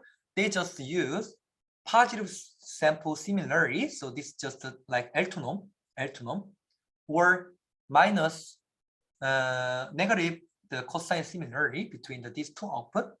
But by just using the gradient here, we can just we can just train the network here without any negative sample. By using this kind of BYOL, OL, for the first time, we can achieve the similar performance comparing to the supervised learning upper bound. It was very innovative paper because from this paper, we don't need to consider the negative sample anymore. The question is why? Question is why? Why this kind of technique is works? In this paper, they also choose hypothesis for this kind of technique, but maybe I think the main reason is kind of it's similar to bootstrap technique, right? So from here, this network is slowly changed, right? But this branch is changing rapidly compared to this one, and the prediction from the main branch, I mean the top branch, will follow the previous branch. I mean the slowly branches output. So by using this kind of branch, so this psi it's not just a slowly updated network, but this psi is the average, because moving average, right? Average of previous network's parameter, right? Average of previous network's parameter. So we can think this is kind of the representative vector, or the prototype, or the average vector of the previous network parameter. So maybe this network is more stable to this learned network. So by actively follow this stably learned model with this network, we can train this network better without using any kind of negative sample. This is one hypothesis, but we don't know. 그래서 뭐 정말 간단하죠? 설명할 거 따로 없고 모코랑 똑같은데, 모코는 이걸 네거티브로 썼는데 이제 이거를 그냥 포지티브로 써버리면, 그냥 컨트라스티브에서 네거티브가 0인 경우는 사실 그냥 이거예요. 포지티브하면 줄어들게 하는 건데, first of all, without this top gradient, the network is collapsed, right? 그래서 이게 스탑 그레이드 없으면 이거 그냥 네트워크 로스 미니마이즈 하면 0 되면 끝나죠? 뭐냐? 네트워크 두 개가 아무 값이나 컨스턴트 만들어버리면 0 나와서 끝나요. 그렇죠? 그래서 너무나 쉬운 트리비얼 솔루션을 가지는데 스탑 그레이드를 써서 그러지는 않는데, 이게 왜 잘 되느냐? 생각해보면 이게 어쨌든 이 네트워크가 액티블리하게 변하는데, 이 네트워크가 무빙 에버리지를 하니까 어쨌든 에버리지죠. 이전 네트워크, 그러니까 이전 이터레이션 했을 때 네트워크를 에버리지를 하니까 결국 얘는 천천히 변하면서도 스테이블하게 변할 거예요. 그렇죠? 그래서 우리가 빠르게 변하는 네트워크가는 언스테이블할 수 있지만, 걔가 이전 네트워크 천천히 배워간 애들을 배워가면서 우리가 이 네트워크가 결국에는 좀 스테이블하게 배워질 수가 있다는 거죠. 물론 이제 이 본 페이퍼를 보면, 오늘 이제 스턴트 페이퍼 프레젠테이션을 볼 건데, 이 개념을 뭔가 이제 EM 알고리즘이나 여러 가지 어떤 관점에서 설명을 해요. 근데 개인적인 생각으로는 사실 정확하진 않은 것 같아요. 개인적인 생각으로는 정확한 이유는 우리가 알 수 없는 게 맞는 것 같아요. 뭐 굳이 생각해보면 이런 이유일 것 같긴 해요. 그냥 우리가 조금 더 이해를 더 쉽게 해보려면 이런 거죠. 내가 나랑 똑같이 생긴 아바타를 만들어요. 아바타를 만들고 걔는, 나는 아까 우리가 셀프 슈퍼바이저 우리는 사람은 계속 학습을 하잖아요. 나는 열심히 배울 건데 나는 그냥 열심히 배워가는 어떤 모델이고 나의 아바타가 있는데 나는 그러니까 그 아바타는 내가 지금까지 그냥 나의 어떤 그 모델을 계속 어큐뮬레이션 하는 거예요. 천천히 어큐뮬레이션 하는 거고 나는 계속 배워나가는 어떤 모델인 거고 근데 우리가 어떤 하나의 어떤 씬을 봤을 때 어떤 현상을 봤을 때 내가 어떤 답을 내리는 것과 천천히 나의 어떤 날리지들을 축적한 나의 뭐랄까요 나의 아바타가 낸 답이 물론 내 오리지널 모델 그러니까 내 탑 브랜치가 낼 때가 나올 때가 있고 이 탑 바텀 브랜치가 네트워크가 바텀 브랜치 모델이 내는 답이 더 나을 때고 있겠지만 평균적으로 뭔가 우리가 확확 변하는 우리 모델보다 어떤 나의 아바타 모델 좀 스테이블하게 좀 차분히 변해가는 모델이 더 정확한 결과를 낼 확률적으로 더 높지 않을까 라고 좀 이해를 해보면 좀 이해가 조금 쉽지 않을까 라는 생각이 드네요. 그렇죠? Question. Same reason why momentum update must be slow maybe. Right. So in this case, we also need slowly, very slowly varying disk size network parameter. 그렇죠?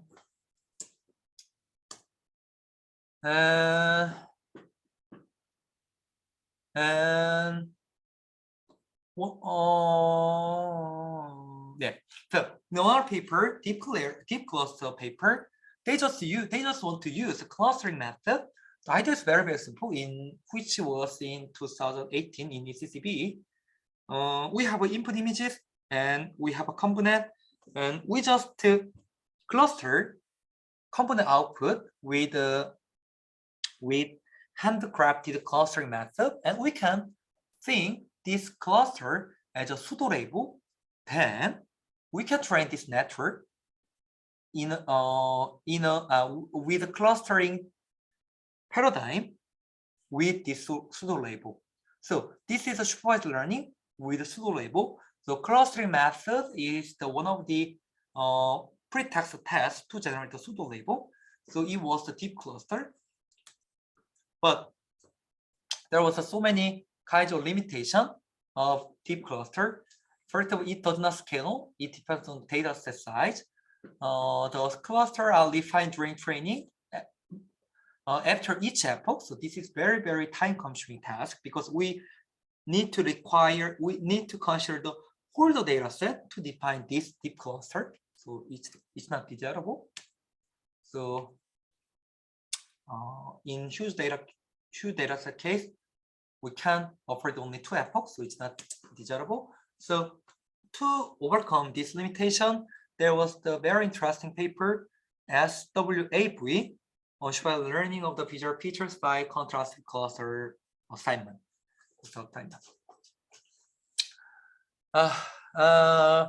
Left-hand side is the conceptual figure for the contrastive instance learning, for example, like the Sinclair or Mocha. And this one is a swapping assignment between the view. View means the 2 augmented images, right? The main idea is to use the prototype representation vector to generate the code. Code means membership information for each images, and we want to measure the similarity between the code, this code output. So in this paper, we obtain the code by assigning the features to prototype vector here, C.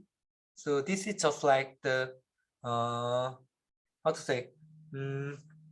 representative vector, and solve the swapped prediction problem between these 2 code feature vector, and prototype vectors also learn along this convolution network. This backbone network. So we can formulate this SWAV here. This is the images within the mini batch, and we generate the 2 view images. Looks like this, and we have a backbone network, and cluster this output, feature vector output with synchrone adjustment technique. This is just like the clustering method, handicraft clustering method, and generate the code vector. Prototype vector C, and generate the code vector Q, and measure the similarity between code from this branch and another branch. So this is the objective function for the synchronous optimization. Please see this paper if you are interested. In this paper, they also propose a very interesting augmentation technique. So for the one branch, they just use the global crop technique like this. Another branch, they just use the local crop and local predict the pseudo labels of a global. So they just to set local to global matching look from this augmentation, and by considering this kinds of augmentation, so network have to imagine the context information from the partially observed data. So this is the another interesting contribution of this SWA paper. So comparing to the previous SOTA method, for example, like the Sinclair, Moco version 2, SWAV achieved the highly improved performance, like this. After that, one more very interesting paper, simple CMS representation, or just called SimCM paper, was proposed. This paper was trying to follow the key findings from the previous paper, but they want to simplify the network architecture or the loss function. They just set the learning technique, something like this. Here's the input image X, and they generate the two view images, X1 and X2, and they use shared encoder network, but they use additional predictor module H, then measure the similarity between two output and stop graded here. It's very simple. Two augmented views of one images are processed by same encoder vector here without any using momentum encoder technique. And prediction MLP H is applied to the one side, not another side, and stop grading operator is applied to the other side here. And model maximize similarity between the two both sides. It used neither negative pairs nor momentum encoder. So this SimCM pseudocode in Python-like scheme is very, very simple and straightforward. We will see this paper called instant paper presentation. First of all, very interestingly, without any subgradient, network is the network degenerate immediately without any subgradient. So subgradient is key ingredient for training the SimCMS network. Compared to the Sinclair, which requires the large batch size with small enough batch size, for example, 256, the SimCM net should achieve enough performance compared to the previous method that requires momentum method or the clustering method or the hard negative, something like this. So this is a conceptual comparison between the method we discussed so far. Sinclair looks like this, PYOL looks like this, SWAV looks like this, which requires handcraft method for the clustering. SimCM is just use a predictor, additional predictor, but use this one as a similarity without any 모멘텀 이코다. 모멘텀 이코다. This is a Simpson paper. Please don't ask why it works. We don't know. We don't know. He don't know. The Kaiminho and the author don't know. In fact, they also try to show hypothesis why it works, but there is no there is no full proof for why this kind of simple Siamese network can be learned with this influence function. Okay. After that, in many literature, the authors try to analyze this kind of loss function. So if you are interested, please try to investigate. Question so far. Finally, let's see the one more paper. Barrow twins in 2021. In this paper, they use another direction. They want to learn to make a cross-correlation matrix between the two alpha feature vector for two distorted versions of the same sample close to identity. So for example, let's say this is the images and this is two-view augmented images, and this is a shared network, and this is representation, and they just measure the cross-correlation matrix between two alpha feature vector and make this cross entropy to be the diagonal term like this. So what does it mean? We want to make each feature vector to be the distinctive tip compared to other channel vector.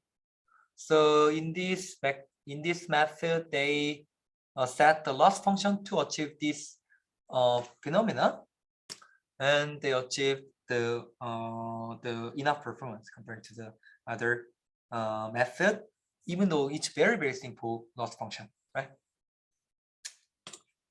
Question? No? Right. So that's it. So today we discuss what is self-referential learning and why we need self-referential learning, and what kinds of modern self-referential learning methods have been proposed, right? And next week we will discuss how to evaluate self-referential learning method, or what is self-referential learning method for the transformer, or how can we train the dense representation with this kind of content learning, right? Before finishing, we will see the few stunt presentation.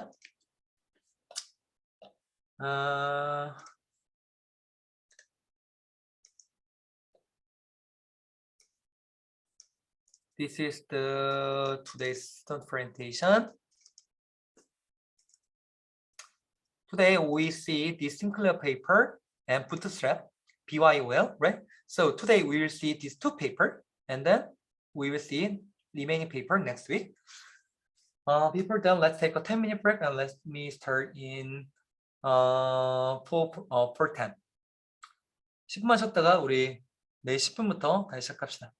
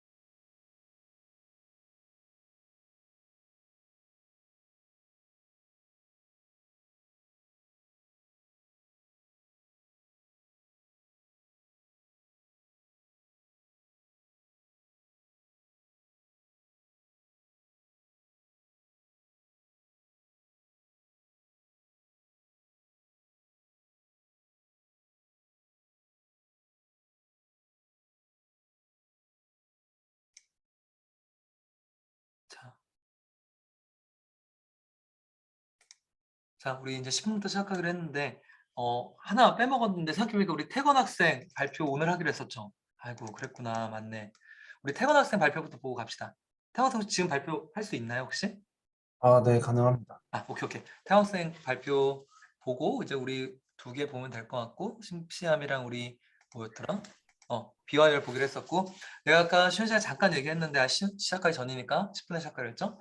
뭐 말했지만 네트워크 오류로 나갔다 들어올 수도 없고 계정 바꿔서 올 수 다 있어요. 그쵸? 그렇지만 여러분들 제가 항상 얘기했지만 뭐 대학원생들 특히 뭐 수업 못 들을 수 있죠. 여러분들 뭐 바쁘기도 하고 뭐 수업 말고도 너무너무 하는 일이 많은 것 너무나 잘 알고 있는데 알겠지만 결국 약속이죠. 그쵸? 우리가 그쵸? 다른 친구들도 다 신경을 쓰는 거죠. 그쵸? 그래서 조금 뭐 수업 못 듣는 거 오케이.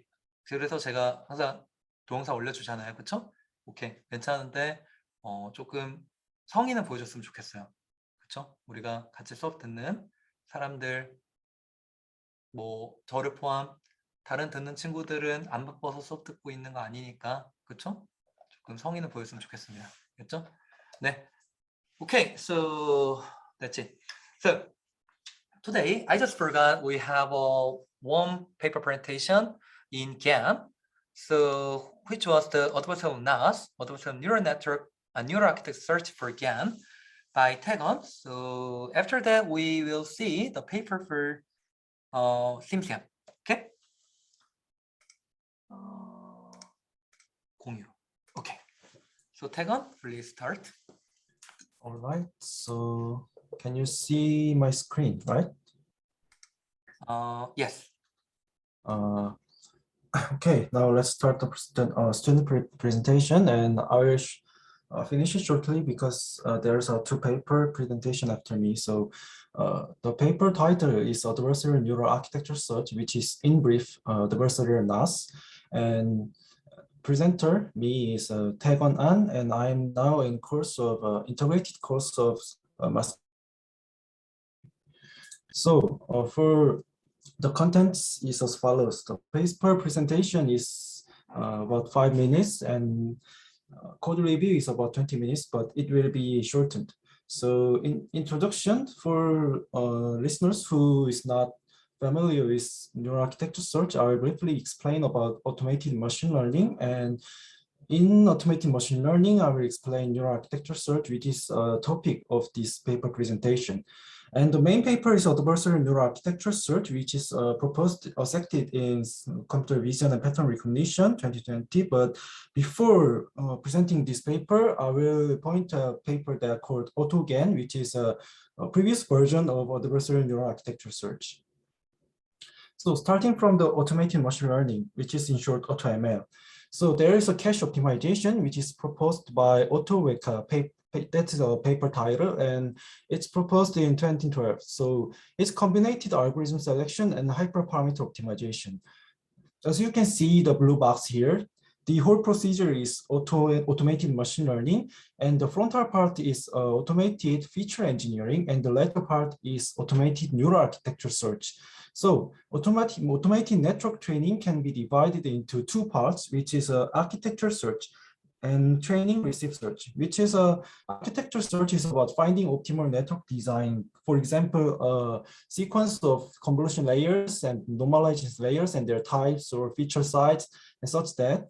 And training receive search is about searching optimal training hyperparameters, for example, batch size or learning rate of optimizer and such on. So let's do more about neural architecture search. So there are three components in NAS. So it's basically a search. So there must be a search space. And from the search space, we sample some architecture using search strategy, and we estimate the certain sampled architecture and give the estimation to the agent or any other optimization strategy. So in search space, there are two types. It's not precise, but anyway, there's a micro search and macro search. So in micro search, search strategy basically searches a cell and stack. So repeat the same cell to build a large network. In macro search, in this case, we search the whole network simultaneously. And in search strategy, it's basically search. So you can think any search strategy you learned in undergrad, for example, A-star search or those kind of search strategies are applicable, but it's basically a combinatorial optimization problem, or you can use reinforcement learning or gradient descent. So they are all kind of optimization. And performance estimation strategy is about which will focus, the search strategy will focus to optimize the model. For example, for mobile devices, you can search for lightweight models or short inference times.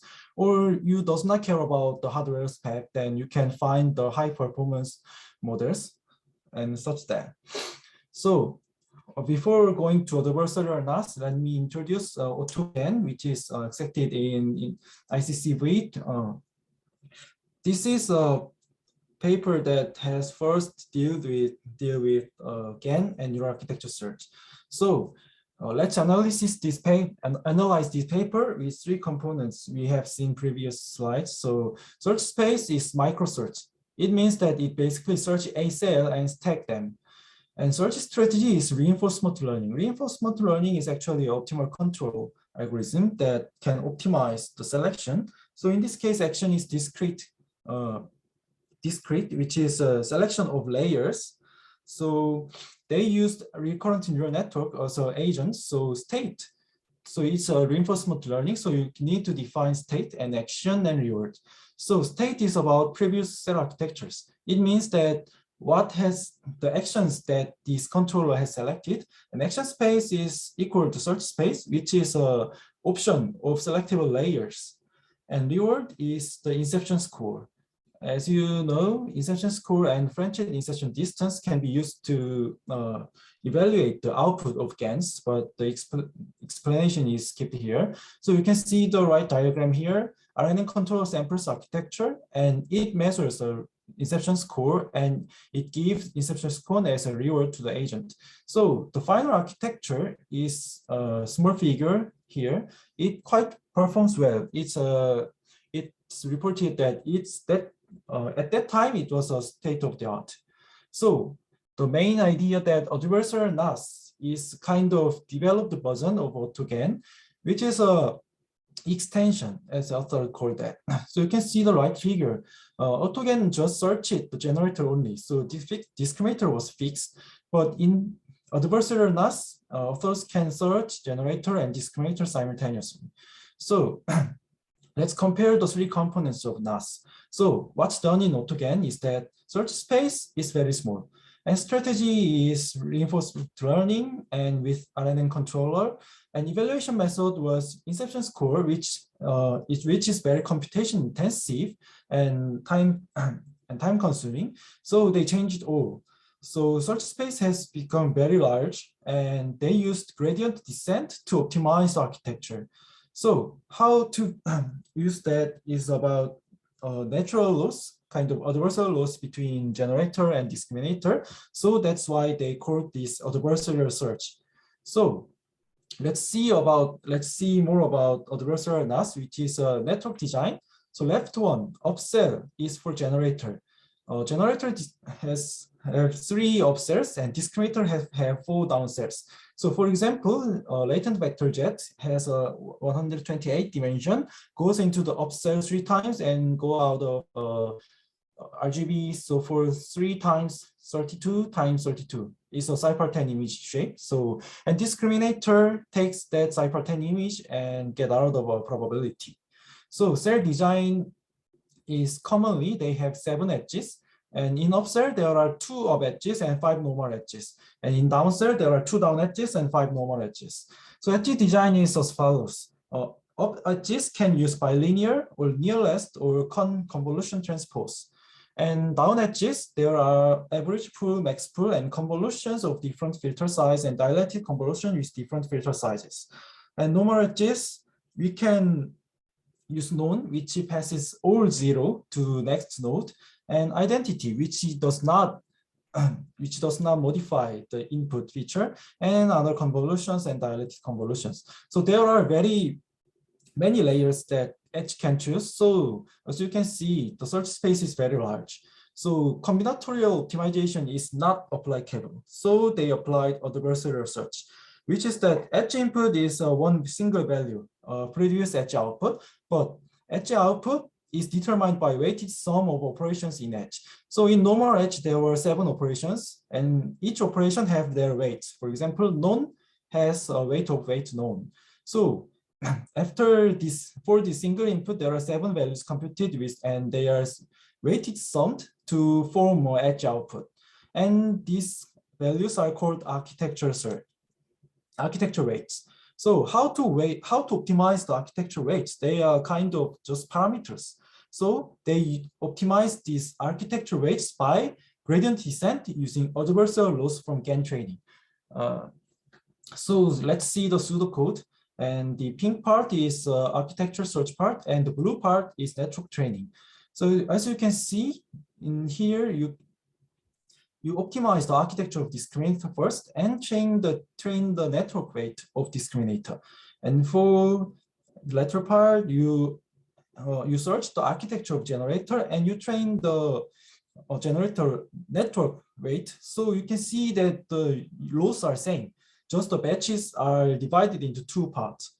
So note that they are simultaneously done, which is a search, and network training is simultaneously done, and even using the same loss. So there is no any other computation like inception score.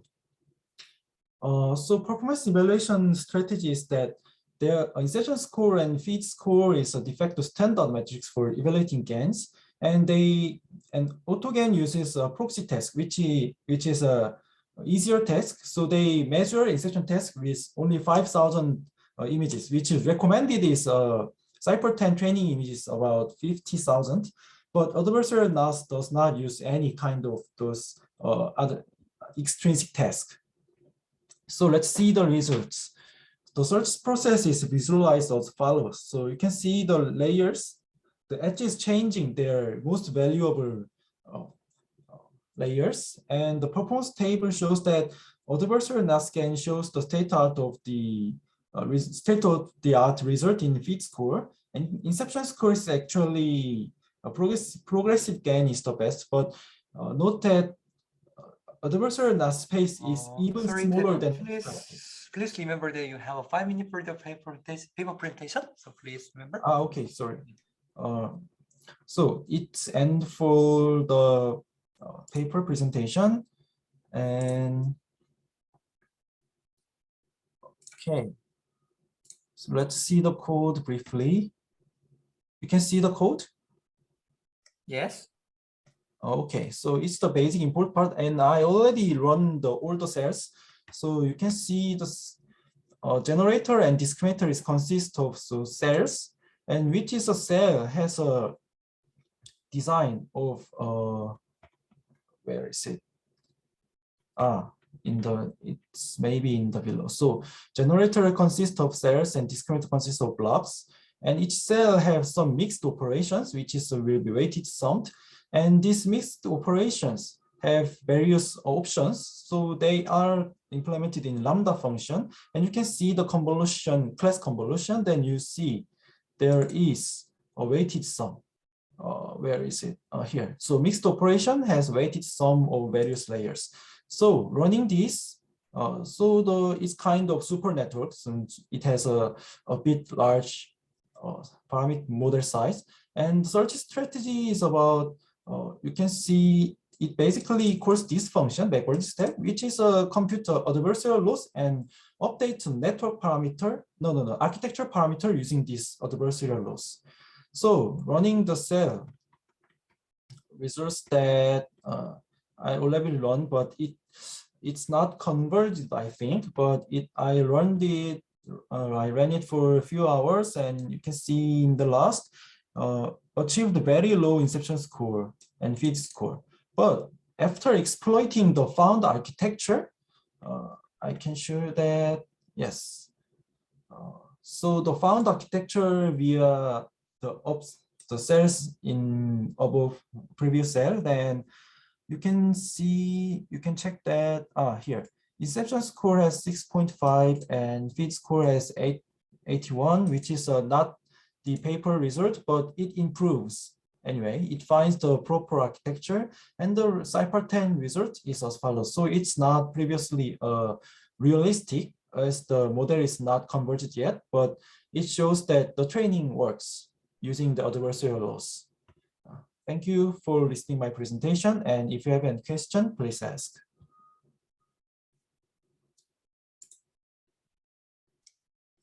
Okay, thank you. And there was one question. I think it can because in conditional generation, for example, maybe any kind of conditional GAN has a weight. So the task become a bit different, but if you can use any kind of adversarial laws, then you can train the generator and discriminator architecture in this way. Thank you. And another question? No? Okay, thank you, Taegon. And okay, let's move to the next paper. What time? Okay, so I think due to the time limitation, I think we have to see one paper, BYOL, because this is just the paper presentation. So, okay, today we will see the one paper, Bootstrap Your Own Latent, a new approach to exceptional learning by 준영. Okay.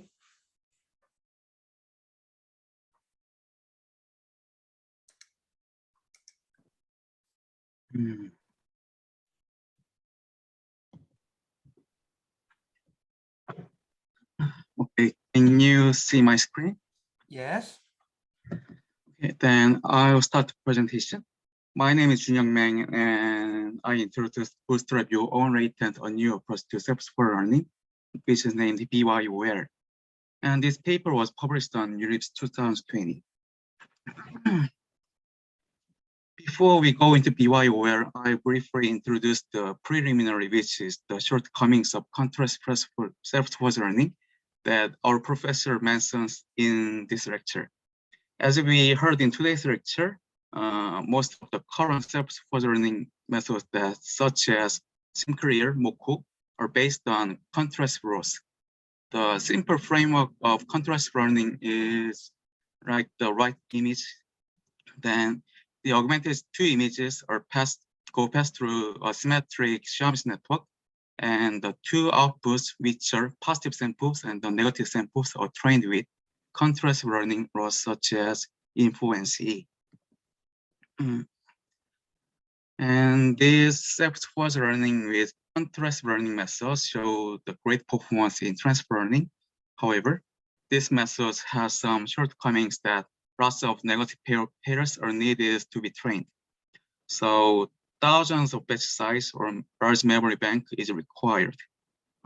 For example, Google Brain utilized about 500 TPU, not GPU, to train SimClear, to train the model with here 496 batch size, which is impossible in real-world applications.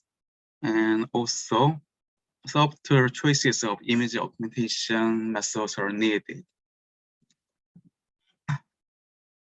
So in this paper, the authors introduced a new algorithm for self-support learning without using negative pairs. This means that they train the model using only one instance image. And they iteratively train the outputs of a network to serve as targets for an enhanced representation.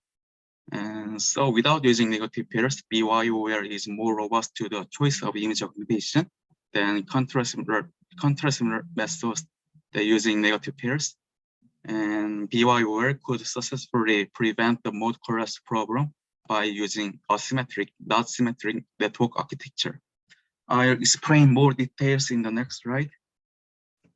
The main architecture of BYOL is like the bottom image, and the overall framework consists of two networks with similar architecture, the upper line and the down line. However, the main difference of this network is that the upper network, which is called the online network, has an additional MLP head or layer after the network. This difference between upper and bottom network makes the Shams network asymmetric, asymmetry. Then two augmented images from the same image here, T and T prime, pass through both networks, and that representations are extracted respectively. We can train the model by minimizing the distance between two extracted representations. So this right image is another version of BYOL framework. Then two augmented images are extracted from one image, and they pass through two different network. And then two representations are extracted, and they are called Q zeta, G zeta, and here G prime psi, and they are minimized through MS zeros. And the lower network called target network is not directly updated due to the stock gradient function here. So the only upper network here, online network, is trained through MS zeros. Then the parameter of target network, the down network here, is indirectly updated using slow moving average of the online network's parameter. And you can see here the notation. The psi here means that the parameter of target network, and you can see here that the parameter of target network is slowly updated using the parameters of online network. In this paper, this hyperparameter tau is set to be 0.997. So they are updated very slowly. And in the last case, in the experiment part, the performance of BYOL outperforms other self-supervised learning method. Here in the first image is the result of linear evaluation with ImageNet. As you can see here, the performance of BYOL is better than other popular self-supervised learning methods like SimClear or Moco version 2. And in the first of this presentation, I mentioned that the problem of contrast learning methods is that the large batch size or large memory bank is required to train the model, and also software image augmentation is required. Then in this paper, without using negative pairs, BYOL could solve the problems. As you can see here in the middle image, the decrease of the accuracy from the baseline is better than SimClear, this blue line, when using small batch size. And the right image, you can see that this model is more robust in operating augmentation methods. So this is the end of my presentation, and thank you. Thank you very much. Question for this paper?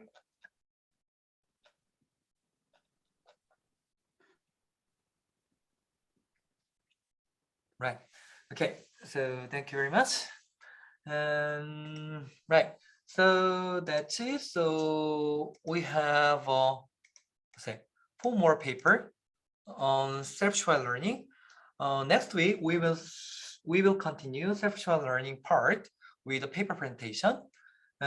Please remember that this semester, okay, so in this semester we discussed 4 kinds of topic: audit detection, segmentation, generative model, self-supervised learning. So maybe after midterm exam we will see 4 more papers. So if you are not present yet, please prepare the next topic. Okay, maybe next week it's going to be last week before the midterm exam. So yeah. Question? No? Right. So thank you very much. This is the end of today's lecture, and see you next week. 오늘 고생 많으셨고요. 우리 다음 주 끝나기 전에 다시 한번 한글로 리캡하면 우리 다음 주 이제 시험부의 마지막 주이고 이번 시험 범위 이제 4개 다루겠죠? 디텍션, 세그멘테이션, 제너레이티브 모델, 셉션 러닝. 오케이? 다음 주에 잘 마무리하고 중간고사 해봅시다. 네. 다음 주 발표는 다 발표해야죠. 그쵸? 중간 전이니까. 네. 그렇게 하도록 합시다. 오늘 다음 주에 봐요.